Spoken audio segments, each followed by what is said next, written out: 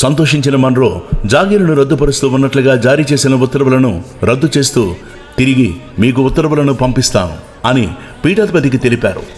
తర్వాత మన్రో మంత్రాక్షతలను తన వంటవారికిచ్చి వాటిని అన్నంలో కలిపి వండవలసిందిగా ఆదేశించాడు. విచారణ పూర్తి చేసి మద్రాసు చేరుకున్న మన్రో గతంలో జాగీరును రద్దు చేస్తూ ఉన్నట్లు ఇచ్చిన ఉత్తర్వులను ఉపసంహరిస్తూ ఆదేశాలు జారీ చేశాడు. ఈ విధంగా ఆంగ్లేయ అధికారైన సర్ థామస్ మన్రోకు శ్రీ రాఘవేంద్ర స్వామి వారు స్వయంగా దర్శనమిచ్చి తన మహత్యాలను చాటారు. మఠము ఆస్తులు ఆంగ్లేయుల పరం కాకుండా చేశారు. ఈ విషయం గవర్నర్ మన్రో స్వయంగా రాసుకోగా అది తర్వాత కాలంలో మద్రాస్ గెజిట్లో ప్రచురించబడింది. 1916లో పునర్ముద్రించబడిన మద్రాస్ గెజిట్ 213వ పేజీలో ఈ విషయం వివరించబడింది. మంత్రాలయవాస గురు రాఘవేంద్ర మహిమాన్విత నేత్ర మహిఘన చరిత. శ్రీ రాఘవేంద్ర స్వామి వారు ప్రహ్లాద అవతార సమయంలో వారి సోదరుడుగా ఉన్న సంహ్లాదుడు 18వ శతాబ్దంలో కర్ణాటకలో జన్మించారు. తల్లిదండ్రులు ఆ పిల్లవాడికి జగన్నాథదాసు అని నామకరణం చేశారు. జ్యోతిష్యులు పిల్లవాడి జాతకం చూసి బాలారిష్ట దోషం వల్ల అల్పాయుష్కుడిని చెప్పారు.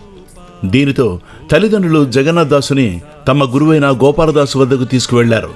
వారు తన యోగశక్తిని ధారపోసి ఆ పిల్లవాడి ఆయుష్ను 40 సంవత్సరాలు చేశారు. చిన్నతనం నుంచి దైవభక్తి అలవరుచుకున్న జగన్నాథదాసు సర్వవేదాలను శాస్త్రాలను అధ్యయనం చేశారు. కన్నడంలో అనేక రచనలు చేశారు. వాటిలో శ్రీహరి కథామృత సారము అనేది ప్రసిద్ధమైంది. సకల వేదసారము ఈ గ్రంథంలో ఉందని కన్నడ పండితుల అభిప్రాయం. అటువంటి జగన్నాథదాసు వారు ఒకసారి పొరపాటున శ్రీ విజయదాసుల వారిని తోలనాడాడు. ఒక గొప్ప పండితుణ్ణి తోలనాడిన దోషం జగన్నాథదాసుకు సోకి వారికి కడుపు నొప్పి వ్యాధి ప్రారంభమైంది.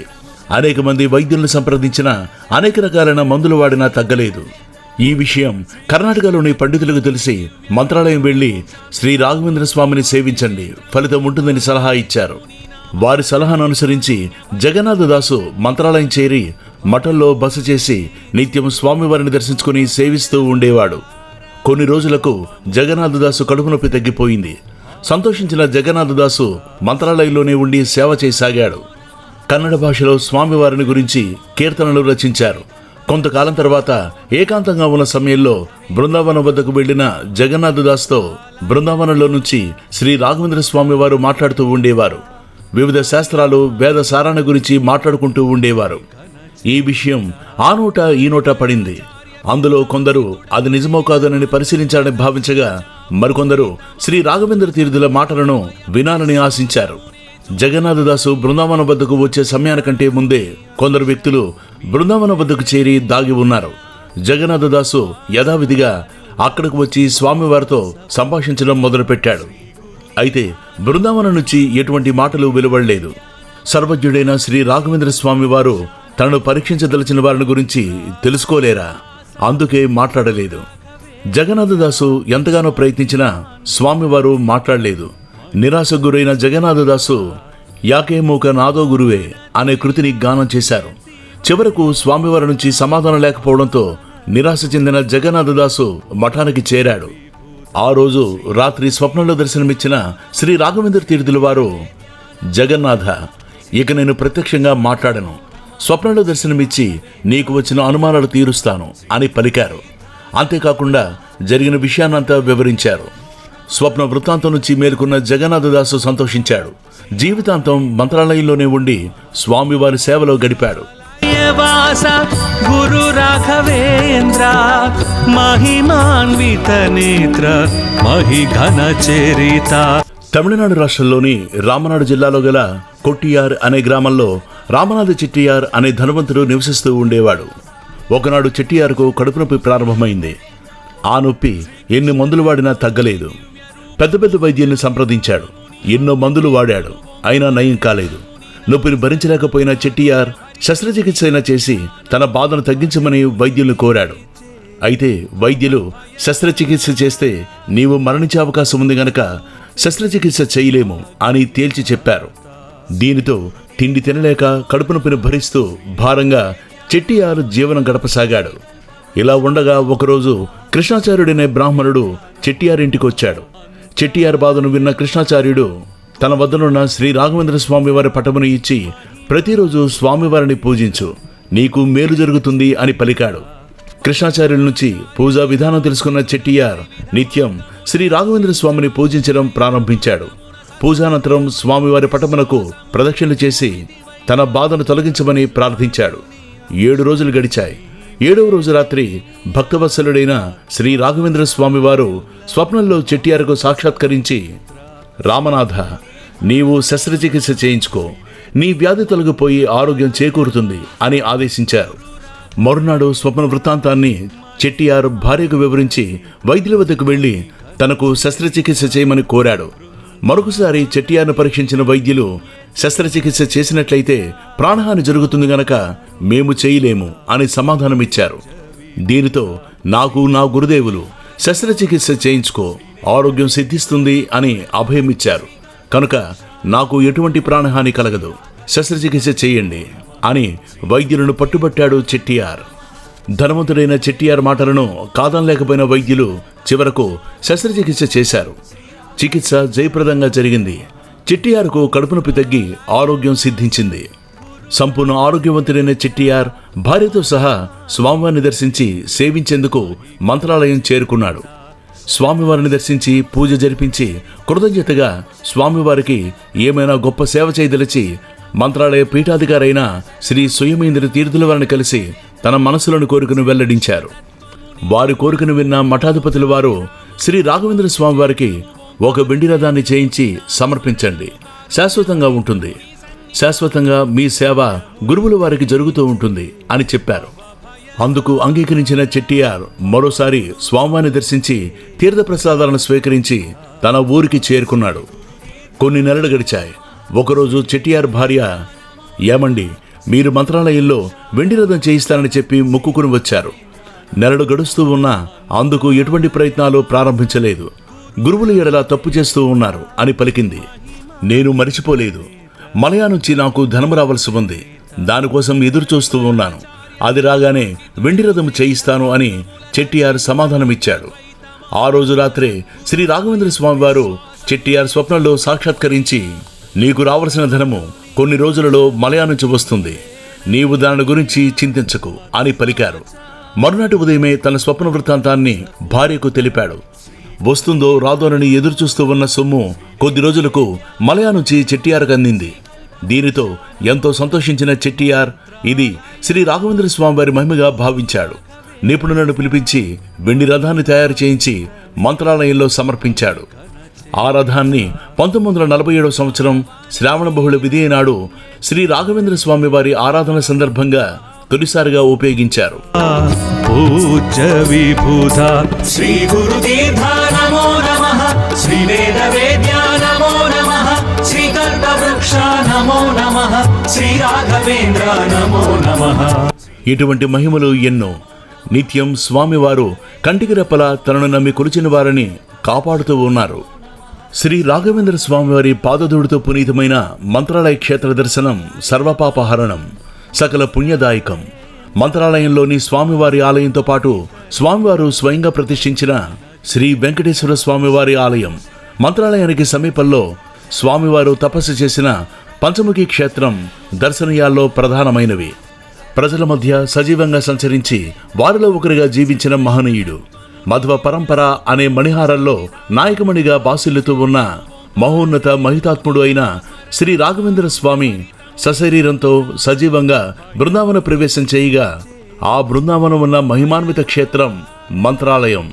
శ్రీ గురుతీర్థ నమో నమః, శ్రీ వేద వేద్య నమో నమః, శ్రీ కల్పవృక్ష నమో నమః, శ్రీ రాఘవేంద్ర నమో నమః. 1671 సంవత్సరంలో శ్రీ రాఘవేంద్ర స్వామి వారు బృందావన ప్రవేశ సమయంలో బృందావనం నుంచే అందరి యోగక్షేమాలను చూస్తూ ఉంటారని, తన ప్రభావం 700 సంవత్సరాలు ఉంటుందని భక్తులకు అభయమిచ్చారు. అప్పటి నుంచి ఆయన బృందావన ప్రవేశం చేసిన మంచాల గ్రామం మంత్రాలయంగా పేరు పొంది అందులోని శ్రీ రాఘవేంద్ర స్వామి వారి బృందావనం అశేష భక్తుల ఆరాధనలు అందుకుంటూ ఉంది. ఆద్యంతము ఆధ్యాత్మిక ప్రసన్నతను ప్రదర్శిస్తూ ఉండే మంత్రాలయంలోని శ్రీ రాఘవేంద్ర స్వామి వారి ఆలయానికి ప్రవేశించే ప్రధాన మార్గం వద్ద స్వాగత తోరణం నిర్మింపబడి ఉంది. ఈ తోరణం పైభాగంలోని మండపంలో శ్రీ రాఘవేంద్ర స్వామివారి విగ్రహం అభయముద్రలో దర్శనమిస్తుంది. ఈ స్వాగత తోరణం ద్వారా ప్రవేశించి కొంత దూరం వెడితే ఆలయం దర్శనమిస్తుంది. ఆలయానికి ముందు వైపున ఉన్న ఒక ఐలాండ్లో పద్మం, దానిపైన శ్రీ రాఘవేంద్ర స్వామివారి విగ్రహం, దాని వెనక వైపున బృందావన నమూనా చూపరులను విశేషంగా ఆకర్షిస్తూ దర్శనమిస్తుంది. శ్రీ గురుతీర్థ నమో నమః, శ్రీ వేద వేద్య నమో నమః. దీనిని దర్శించుకుని ముందుకు వెడితే ఆలయ ప్రాంగణం ఉంది. ఆలయంలో ప్రవేశించే ప్రధాన ద్వారానికి ఎడం వైపున చిన్న ఆలయం ఉంది. ఈ ఆలయంలో శ్రీ మంచాలమ్మ కొలువుదీరి ఆరాధనలు అందుకుంటూ ఉంది. శ్రీ రాఘవేంద్ర స్వామి వారు ప్రహ్లాద అవతారాల్లో మంచాల గ్రామంలో యజ్ఞం చేశారని వారి కులదేవతే మంచాలమ్మ అని చెప్పబడుతూ ఉంది. శ్రీ రాఘవేంద్ర స్వామి వారి ఆలయానికి వెళ్లే ముందు శ్రీ మంచాలమ్మ వారిని దర్శించి ఆ తల్లి ఆశీస్సులు పొందిన తర్వాతే రాఘవేంద్రుని దర్శించాలని ఈ క్షేత్ర సంప్రదాయం. మంచాలమ్మను దర్శించుకుని ప్రధాన ద్వారం గుండా లోనికి ప్రవేశిస్తే ప్రధాన ఆలయం ఉంది. ప్రధాన ఆలయంలో శ్రీ రాఘవేంద్ర స్వామివారి బృందావనం ఉంది. ఈ బృందావనం ఎదురుగా నిలబడి స్వామివారిని భక్తులు దర్శించి పూజించి నమస్కరిస్తారు. శ్రీ స్వామివారి బృందావనమునకు ఎదురుగా శ్రీ ఆంజనేయ స్వామివారి ఆలయం ఉంది. బృందావనమును దర్శించి వెనక్కు తిరిగితే శ్రీ ఆంజనేయ స్వామివారి దర్శనమిస్తారు. స్వామివారి బృందావనమునకు సమీపంలోనే శ్రీ సుధీంద్ర తీర్థుల వారి బృందావనమును భక్తులు దర్శించవచ్చు. ఆలయ ప్రాంగణంలో పూర్వాచార్యులు, బృందావనాలు, నాగదేవతలు, అశ్వత్థ వృక్షం, మృత్యుంజయేశ్వర మహాలింగం వంటి వాటిని గ్రామ మధ్యలోని ఆలయంలో శ్రీ రాఘవేంద్ర స్వామివారు ప్రతిష్ఠించిన శ్రీ వెంకటేశ్వర స్వామివారి ఆలయాన్ని భక్తులు దర్శించవచ్చు. పరిమళాచార్య బిరుదాంకితుడవు, త్రివిధ మార్గముల దర్శించావు, ద్వైత మార్గమున సద్గురుడవయ. మంత్రాలయ మఠం ఆధ్వర్యంలో నడుస్తూ ఉన్న శ్రీ గురు సార్వభౌమ సంస్కృత విద్యాపీఠమును సందర్శించి అలనాటి గురుకులాలను దర్శించిన అనుభూతి పొందవచ్చు. ఆలయానికి దగ్గరలో తుంగభద్రా నది ఉంది. తుంగభద్రా నది స్నానం, పానం, శ్రీ రాఘవేంద్ర స్వామివారి బృందావన దర్శనం సర్వపాప సర్వరోగహరణం అని భక్తుల విశ్వాసం. ప్రతిరోజు పూజలు జరిగే మంత్రాలయ శ్రీ రాఘవేంద్ర స్వామివారి ఆలయంలో ప్రతి సంవత్సరం శ్రావణ మాసంలో వారం రోజుల పాటు స్వామివారి ఆరాధనోత్సవాలు వైభవంగా జరుగుతాయి. స్వామివారు బృందావన ప్రవేశం చేసిన శ్రావణ బహుళ విధిని పురస్కరించుకుని ఈ ఉత్సవాలు జరుగుతాయి. ఇంకా ఫాల్గుణ శుద్ధ సప్తమి, శ్రీ రాఘవేంద్ర స్వామివారి జన్మదిన సందర్భంగాను ఫాల్గుణ శుద్ధ విధియ సన్యాసం స్వీకరించిన సందర్భంగా ఈ రోజులలో కూడా ఉత్సవాలు నిర్వహిస్తారు. శ్రీ రాఘవేంద్ర నమో నమః. మంత్రాలయంలో శ్రీ రాఘవేంద్ర స్వామివారి మఠం వారు నిర్వహిస్తూ ఉన్న కాటేజీలు, సత్రాలు, ప్రైవేటు లాడ్జీలు, టూరిజం వారి గెస్ట్ హౌసుల్లో భక్తులకు వసతి సౌకర్యాలు లభిస్తాయి. ఒక్క ఏకాదశి రోజు మినహా ప్రతిరోజు మధ్యాహ్నం భక్తులకు ఉచిత భోజన వసతిని మఠం వారు ఏర్పాటు చేశారు. కర్నూలు నుంచి 90, హైదరాబాద్ నుంచి 256 కిలోమీటర్ల దూరంలో కర్నూలు జిల్లాలో ఉన్న మంత్రాలయానికి హైదరాబాద్, కర్నూలు, తిరుపతి, విజయవాడ, కడప, అనంతపురం వంటి నగరాలు, పట్టణాల నుంచే కాకుండా కర్ణాటక రాష్ట్రంలోని వివిధ ప్రాంతాల నుంచి బస్సు సౌకర్యాలు ఉన్నాయి. గుంతకల్లు, రాయచూరు రైలు మార్గంలో ఉన్న మంత్రాలయం రోడ్ రైల్వే స్టేషన్ మంత్రాలయానికి సమీపంలో ఉన్న రైల్వే స్టేషన్. ఇక్కడ నుంచి మంత్రాలయానికి 16 కిలోమీటర్లు. బస్సు, ఆటో సౌకర్యాలు ఉన్నాయి. చూపే భాగ్య విధాత శ్రీ గురుతీర్థ నమో నమః, శ్రీ వేద వేద్య నమో నమః, శ్రీ కల్పవృక్ష నమో నమః, శ్రీ రాఘవేంద్ర నమో నమః. మంత్రాలయ వాస గురు రాఘవేంద్ర మహిమాన్విత నేత్ర మహిఘన చరిత. పరిమళాచార్య బిరుదాంకితుడవు, త్రివిధ మార్గముల దర్శించావు, ద్వైత మార్గమున సద్గురుడవయ, విశ్వాసమునే చూపితివయ్య. ప్రహ్లాదుని అంశ నీవేనయ్యా, మధ్వాచార్యుల మానస పుత్ర.